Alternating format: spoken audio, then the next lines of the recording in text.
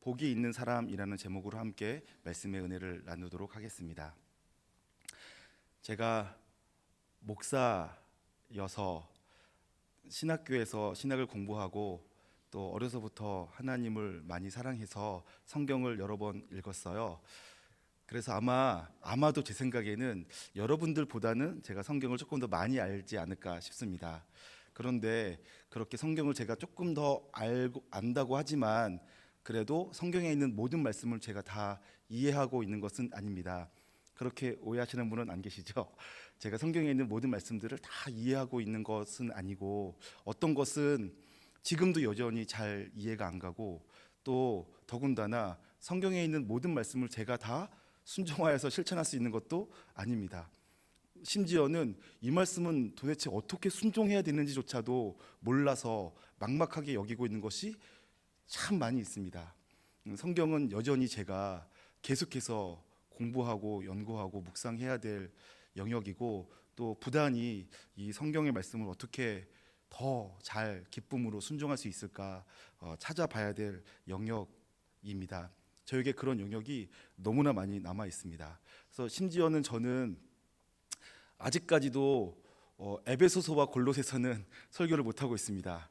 에베소서와 골로새서는 말씀의 내용이 무엇인지를 몰라서 그런 것이 아니라 에베소서와 골로새서의 말씀이 저에게는 너무 깊이 있게 느껴져서 제가 이 말씀을 충분히 이해하지 못하겠다 이런 마음이 있어서 제가 말씀의 부분은 상황에 따라서 설교한 적이 있지만 전체를 강해 설교한 적이 없습니다. 심지어는 로마서도 올해 들어서 44살이 된 올해 처음으로 제가 저희 청년부에서 강의에서 설교할 정도로 로마서마저도 제가 설교하기를 주저할 만큼 제가 참 성경을 잘 이해하지 못하고 알지 못하고 그 깊이를 깨닫지 못하는 부분이 참 많이 있습니다. 제가 그래서 남아있는 제가 아직 잘 이해하지 못해서 힘들어하고 그래서 제가 더 깊이 묵상하고 도전해야 될 영역들이 많이 있는데 그 가운데 저를 가장 힘들게 하는 본문이 이 마태복음 5장부터 시작되어지는 산상수훈입니다. 저는 산상수훈이 어려서부터 지금까지 너무 어렵습니다.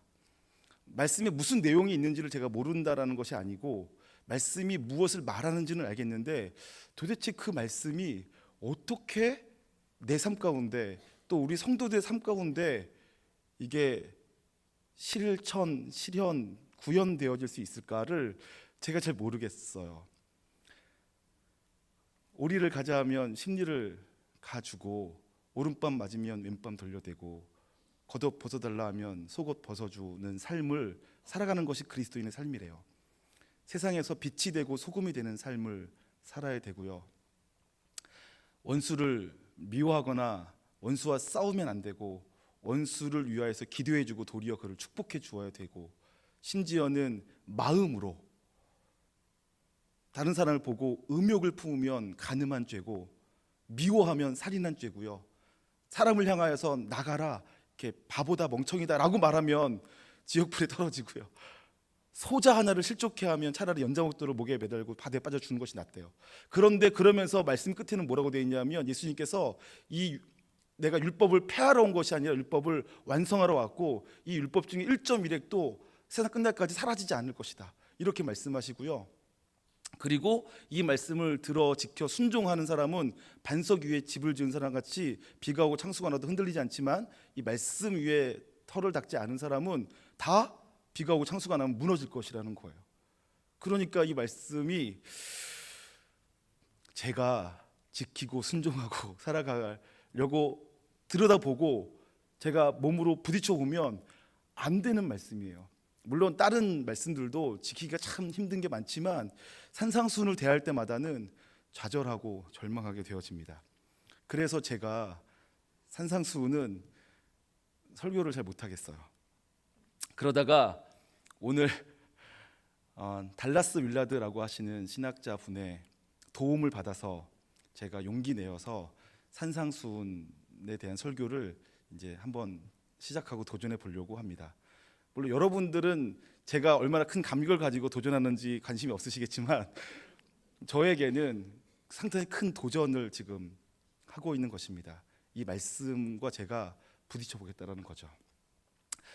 그 산상수훈 중에서도 팔복, 오늘은 팔복을 다룰 터인데 팔복은 저에게는 더 어렵습니다. 팔복이 저에게 더 어려운 이유는 전 세계 사람들이 이 팔복은 시편 23편과 함께 유명한 말씀이라고 하더라고요. 예수님을 안 믿는 사람들도 이 팔복에 있는 말씀들을 대충이라도 알고 있고 팔복은 알고 있대요. 그런데 전 세계인이 다 알고 있고 뭐 그림으로도 뭐 문학으로도 시로도 이게 표현되고 있는 이 팔복이 저에게는 그렇게 어려울 수가 없어요.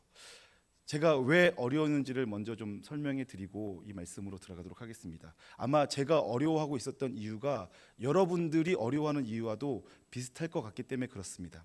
뭐냐 하면 심령이 가난한 자는 복이 있나니 천국이 저희 것이미요 라고 하는 이 첫 번째부터가 저에게 너무 어렵습니다. 도대체 심령의 가난함은 무엇인가가 저에게 어려운 거죠.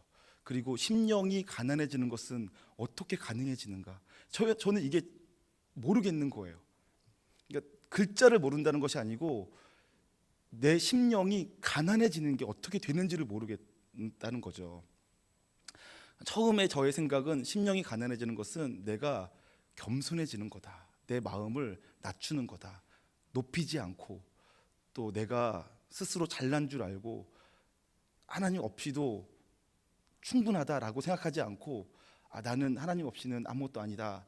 나는 참 연약한 자다라고 여기는 거라는 생각을 하였습니다. 혹은 그러다가 조금 시간이 지나서는 제가 이제 인생이 막 제 생각대로 안 되고 고통을 당하고 나니까 제가 비참한 상황에 처한 거예요. 그러고 나서야 심령의 가난함이란 이런 것인가.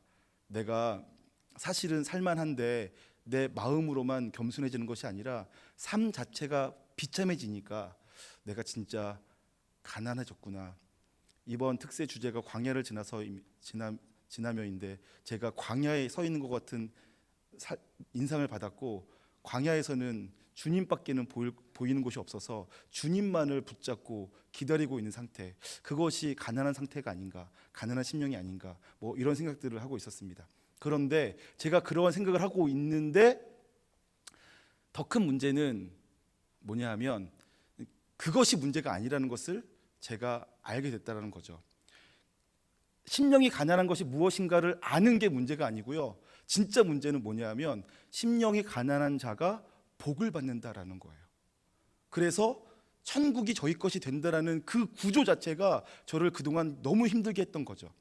왜냐하면 심령이 가난한 자가 복을 받고 그 복의 내용이 천국을 소유하는 것이라고 얘기하게 되어지면 그러면 어떻게 되냐면 천국을 얻는 방법이 예수 그리스도 그 십자가의 사랑과 은혜가 아니라 내 마음을 가난하게 만드는 것이 되기 때문에 그렇습니다.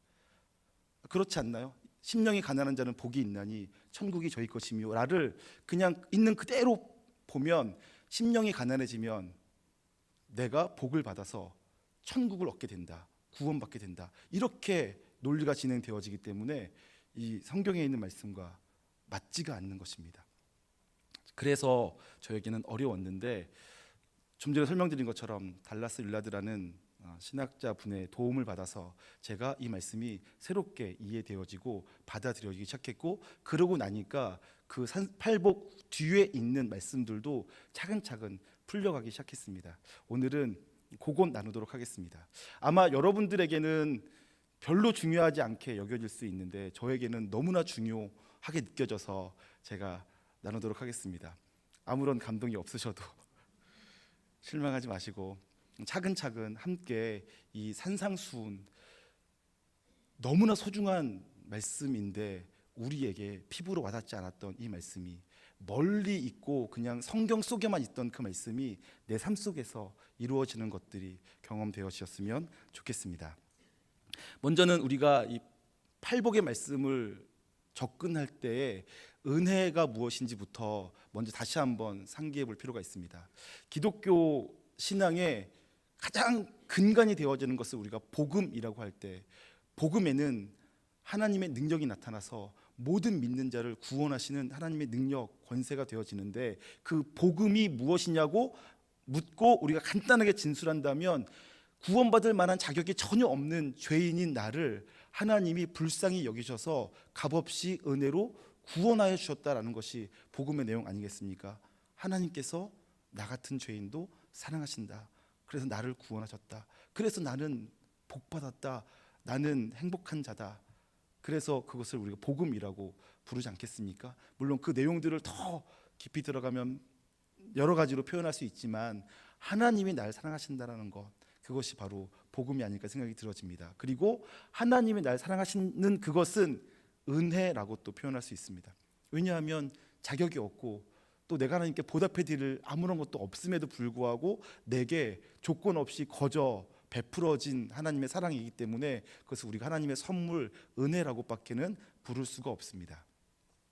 그리고 그래서 우리 기독교인들의 신앙의 가장 기본이 되어지는 복음과 은혜, 사랑, 이것이 우리에게 가장 중요하고 그것으로 말미암아 우리는 기쁨으로 감사함으로 살아가고 있습니다.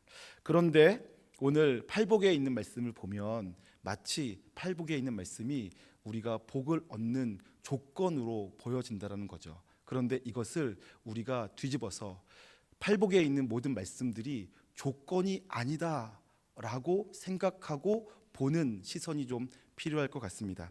심령이 가난한 자는 복이 있나니 천국이 그들의 것이미요 라는 말씀을 심령이 가난해야지만 복을 받아서 천국을 얻을 수 있다라는 내용으로 보지 말고요, 이렇게 보시는 거죠.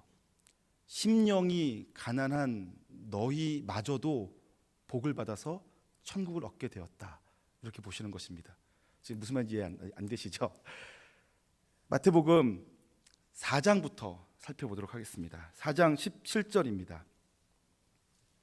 마태복음 4장 17절에 예수님께서 40일 동안 광야에서 금식하시고 본격적으로 공생의 사역을 시작하십니다. 그래서 표현되어지기를 이때부터 예수께서 비로소 전파하여 이르시되 회개하라 천국이 가까이 왔느니라 하시더라, 이렇게 나와 있죠. 예수님께서 이제 공생애를 시작하신 거예요. 4장 17절에서 시작하신 내용이 나옵니다. 그러면서 제일 처음 말씀하신 것이 회개하라 천국이 가까웠다라는 말씀입니다. 그러고 나서 예수님께서 하셨던 사역을 마태복음에서는 예수님의 공생애 사역을 크게 세 가지로 요약해서 알려주는데, 가르치시고 전파하시고 치유하시는 사역이었어요. 그것을 예수님께서 천국을 가져오셔서 행하시는 3대 사역이라고 말합니다. 천국에서의 사역이죠. 가르치고 전파하고 치유하시는 사역. 23절에 나와 있습니다. 예수께서 온 갈릴리에 두루 다니사 그들의 회당에서 가르치시며 천국 복음을 전파하시며 백성 중에 모든 병과 모든 약한 것을 고치시니 라고 되어 있습니다.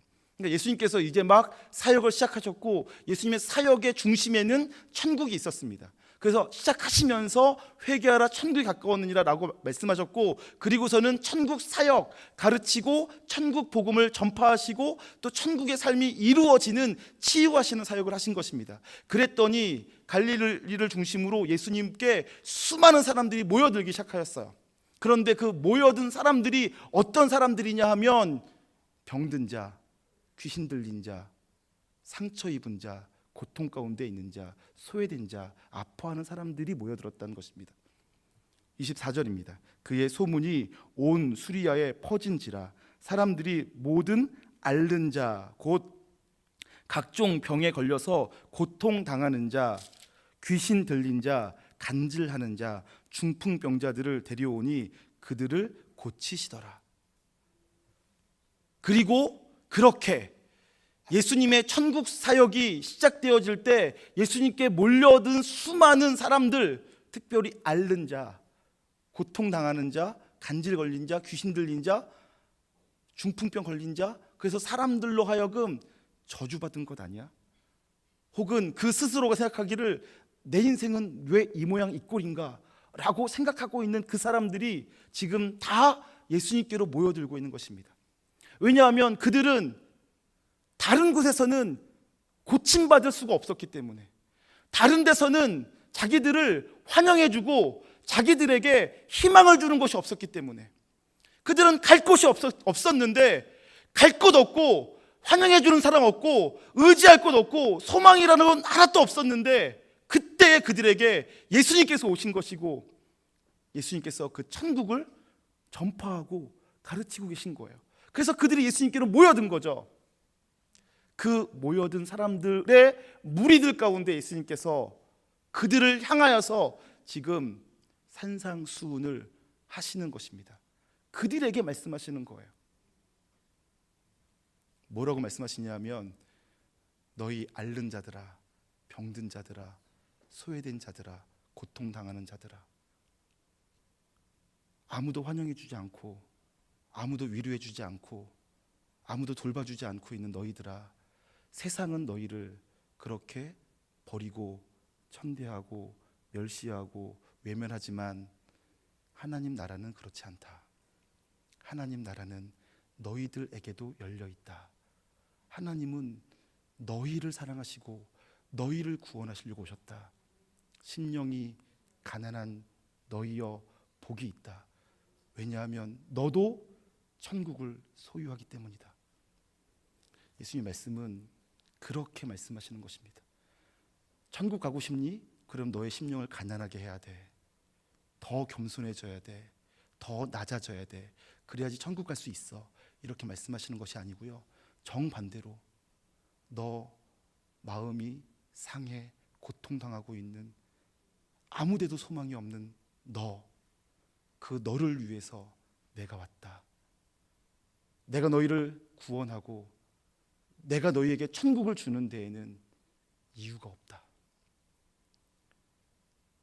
내가 너희 병을 고치기 전에 그동안 어떻게 살아왔는지를 지켜보고 따져보고 자격이 되면 고쳐줄 그러한 천국이 아니다. 너희가 내게 얼만큼 헌금할 수 있는지 보고 고쳐주는 그러한 천국이 아니다. 병고침 받은 후에 네가 얼마나 잘 살 수 있는지를 보고 얼마나 훌륭해질 수 있는지를 보고 고쳐주고 전수되어지는 천국이 아니다.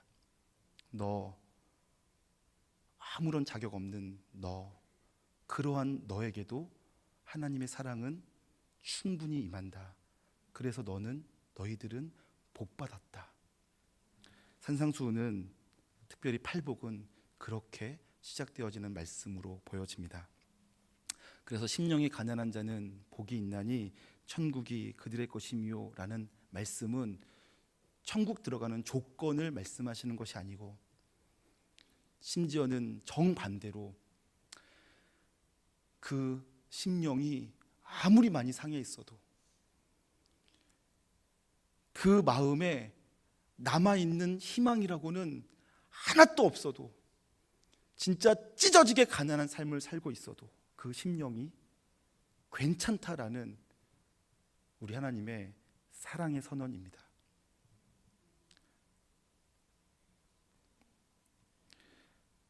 그래서 팔복에 있는 이 말씀이 가난한 사람, 마음이 가난한 사람, 내 삶이 가난한 사람, 혹은 애통하는 사람, 어떻게 애통하는 사람이요?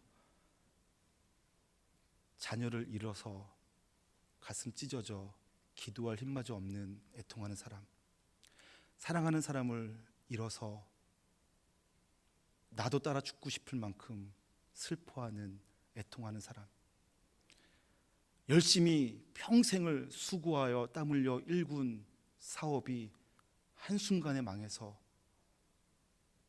일어설 기력마저도 잃어버려 애통해하는 그 사람, 그 사람에게 주님께서 말씀하시는 것입니다. 세상에 위로할 사람 아무도 없지만 나는 너의 위로자가 되겠다. 애통하는 자여, 너는 복이 있다. 왜냐하면 너는 하늘 위로를 받을 것이기 때문이다. 이렇게 말씀하시는 것입니다. 의에 줄이고 목마른 자, 자기 스스로도 바르게 살지 못하지만 그러나 세상이 올바르지 못한 것 때문에 마음속에 분노하고 원통해하고 답답해하며 이 세상을 한번 어떻게든지 고쳐보려고 애쓰는 그 사람, 그러나 뜻대로 되지 않고 마음대로 되지 않아 늘 마음속에 원망과 분노만 가득해 있는 사람, 이 당시로 말하면 열혈당원들, 로마와 싸우려고 애쓰고 있지만 되지 않아서 매일 동료들을 잃고 있는 그 사람, 의에 줄이고 목마른 사람, 그들이 더 이상 그 의롭지 못함 때문에 고통당하는 것이 아니라 그들의 주림이 하나님으로 말미암아 세상 의가 아닌 하나님의 의로 말미암아 배부르게 되어지고 채워질 것이라는 말씀을 하고 있는 것이 팔복의 말씀이라는 것입니다. 그래서 팔복의 말씀은 예수님께 나아온 무리들, 그 당시 예수님께 찾아온 세상에서 소외당하고 고통받고 어려워하고 있는 그 무리들에게 진짜 복이 되었습니다. 그리고 그들이 그래서 이 산상수훈이 끝나는 7장 28절에 가면 이렇게 고백합니다. 마태복음 7장 28절과 29절 말씀 한번 확인해 보겠습니다. 산상수훈이 끝날 때 그 무리들이 놀랍니다. 뭐라고 놀라냐 하면 예수님의 말씀이 권세 있다. 그리고 서기관들과는 다르다. 그동안 가르쳐온 사람들과는 다르다라고 놀라고 있는 장면입니다. 예수께서 이 말씀을 마치심에 무리들이 그의 가르치심에 놀라니 이는 그 가르치시는 것이 권위 있는 자와 같고 그들의 서기관들과 같지 아니함일러라. 아멘. 이게 무슨 뜻입니까? 서기관들이 그동안 율법을 해석하고 유대인들에게 말씀을 전해 주었단 말이죠. 그런데 그들이 전해 주는 것은 여전히 율법 지키라. 그리고 율법대로 살아라. 이렇게 백성들에게 짐만 지워주는 그러한 율법이었어요. 자기들도 그렇게 살지 못하면서 하나님 앞에 살기 위해 나온 사람들에게 더 큰 짐을 안겨주는 그러한 가르침이었죠. 그래서 말씀을 하루 종일 들어도 마음이 시원해지고 참 자유를 누리고 생명이 생기기보다는 도리어 말씀 앞에 눌리고 말씀대로 살지 못하는 것 때문에 죄책감과 고통만 가중되는 것이 서기관들의 가르침이었는데 예수님 말씀을 듣고 나니까 마음이 시원케 되어지고 자유하게 되어지고 속에서부터 생명과 기쁨이 솟아나더라는 것입니다. 그래서 예수님 말씀이 서기관들의 가르침과는 다른 권세 있는 말씀, 능력 있는 말씀이라고 그들이 놀라고 있는 것입니다. 왜요? 예수님께서 그 모든 고통당하고 소외되고 소망 없는 사람들에게 소망을, 희망을, 사랑을, 은혜를, 복음을 선포하셨기 때문입니다. 저 여러분에게 이 팔복의 말씀이 여러분들에게도 복음이 되시기를 소망합니다. 나를 살리는 말씀, 나를 자유케 하는 말씀이 되시기를 주님의 이름으로 축원합니다. 그런데 그렇게 본다면 이제부터 13절부터 말씀이 또 어려워집니다. 왜냐하면 13절부터는 마태복음 5장 13절부터는 여전히 너희는 세상의 소금이다. 소금이 만일 그 맛을 잃으면 어디다 쓰겠는가? 너의 삶이 영향력을 발휘하는 삶이 되어야 된다. 너희는 세상의 빛이다. 빛인데 그것을 책상 밑에 감춰둘 사람이 있겠느냐? 높은 산 위에 등경 위에 두어서 밝히는 것이 마땅하지 않냐? 너희의 착한 행실로 너희의 그 영향력을 발휘하고 살아라. 이렇게 가르치고요. 그 뒤부터 계속해서 우리에게 말씀을 지키라는 내용들이 나옵니다. 심지어는 내가 율법을 폐하러 온 것이 아니라 율법을 완성하러 왔다. 너희들의 의가 서기관들과 바리새인보다 못하면 안 된다. 이렇게 말씀하시는 거예요. 그렇다면 그것은 우리가 어떻게 봐야 될까요? 예수님도 여전히 우리에게 무거운 짐을 지어주시는데 심지어는 바리새인들과 서기관들과 율법학자들보다 더 큰 짐을 우리에게 지어주시고 계신 거잖아요. 이 말씀 앞에 설 때마다 나는 못해, 할 수가 없어, 그런 마음밖에 들지 않습니까? 그런데도 불구하고 이것이 복음이 될 수 있는 이유가 있다면 무엇일까요? 그것은 순서에 있습니다. 순서. 사랑하지 않는 사람을 위해서 밥해주고 설거지해주고 빨래해주고 그를 위해 일하면 하고 있는 모든 일이 너무 힘들고 짜증나고 어렵고 어떻게 하면 여기서 벗어날까라고 생각하는데 누군가를 사랑하게 되었어요. 그것도 열렬히 사랑하게 되었어요. 그를 위해서 내 삶을 드리고 싶을 만큼 사랑하게 되었어요. 그러면 그를 위해 밥하는 것이, 설거지하는 것이, 빨래하는 것이, 청소하는 것이, 그를 위한 삶을 살아가는 것이 기쁨이 될 수도 있겠죠. 경험을 안 해보셔서 모르시는군요. 사랑하지 않는 사람을 위해서 돈을 쓰면 아까운데 사랑하는 사람이 생겨서 그를 위해서 돈을 쓰면 아깝지가 않고 더 해주고 싶은 것이 사랑 아닙니까? 그것도 경험이 없으세요? 저는 사랑하는 사람을 위해서 돈 쓰는 것은 아깝지 않고요. 돈이 더 있었으면 좋겠어. 더 쓰고 싶어서, 더 해주고 싶어서. 예수님께서 이스라엘 사람들에게 혹은 오늘날 우리들에게 이렇게 말씀하시는 것입니다. 너희들과 내가 먼저는 사랑하는 관계가 되자. 사랑하는 관계가 되면 율법의 말씀이 무거운 짐이 아니고, 율법을 지키는 것이 힘들고 어려운 일이 아니고 자연스럽고 편안하고 즐겁고 행복한 일이 될 수 있어서 심지어는 율법에 기록된 것 이상의 삶도 살 수 있게 되어진다. 그런데 그것은 먼저 너희와 내가 사랑하는 관계가 되어야 된다. 그러면서 하나님께서 이렇게 하시는 것입니다. 너희가 나를 먼저 사랑하는 것이 아니라 내가 너희를 먼저 사랑한다. 그래서 내가 너희 아무것도 없는 너희들, 심령이 가난한 너희들, 애통하는 너희들, 온유하고 연약한 너희들, 의에 줄이고 굶주린 너희들, 그러한 너희들에게 내가 먼저 찾아간다. 내가 너에게 먼저 복을 준다. 내가 너희를 먼저 행복하게 해주겠다. 그래서 너희와 내가 사랑하는 관계가 되자. 그래서 이 말씀이, 그 하나님의 사랑이 나의 심령을 먼저 변화시켜 내 마음이 먼저 그 사랑에 감동되고 감화되어져서 그 뒤에 있는 말씀들이 사라지는 삶, 그러한 관계가 되자. 이렇게 하나님께서 우리에게 요청하고 계신 것입니다. 그래서 저와 여러분이 말씀을 지키고 살고 싶고, 말씀에 순종하고 싶고, 말씀이 내 삶 가운데서 역사하는 삶이 되기를 원한다면 하나님과 내가 깊이 사랑하는 관계가 되셔야지만 됩니다. 하나님의 나를 얼마나 많이 사랑하셨는지를 날마다 기억하고, 그 사랑이 내 마음을 계속 어루만지고 내 삶에 있는 모든 고통과 상처, 아픔들을 다 치료해 주기 시작하면서 주님을 생각만 해도 가슴이 뭉클뭉클하고 눈물이 나기 시작하면, 그러면 주님을 위해서 내가 못할 게 없죠. 그런데 주님이 내게 무슨 일을 행하셨는지 알지 못하고, 주님과 내가 무슨 관계에 있는지를 알지 못하는데 가서 이웃을 사랑해라 그러면 할 수가 없어요. 하려다가 계속 걸려 넘어져요. 내가 그를 왜 사랑해야 되지? 사랑한다고 내가 얻는 이익이 뭐야? 이런 생각밖에 들지 않는 것입니다. 그런데 주님을 너무너무 사랑하게 되고, 주님이 나를 위해서 얼마나 큰 사랑을 베풀어 주셨는지를 알고 있는 사람은 누가 시키지 않아도 말하지 않아도 기꺼이 나가서 다른 사람을 위한 삶을, 사랑하는 삶을 살 수 있게 되어지는 것이죠. 순서의 문제입니다. 주님께서는 팔복을 통하여서 먼저 복을 주시는 거예요. 네가 나에게 무엇을 했기 때문에 내가 너에게 해주는 것이 아니고, 내가 먼저 너에게 복을 준다. 내가 너에게 먼저 찾아간다. 내가 너희를 먼저 사랑한다. 내가 너희를 사랑하니 그 사랑을 너희가 충분히 받아 누리고, 그래서 너희의 삶이 변화되어지면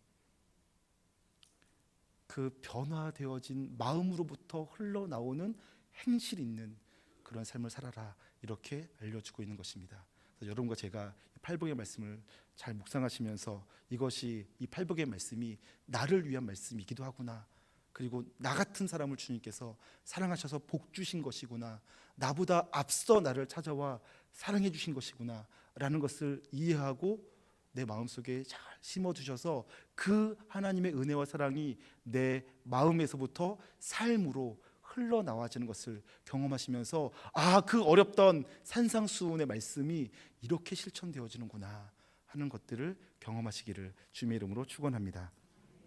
기도하겠습니다.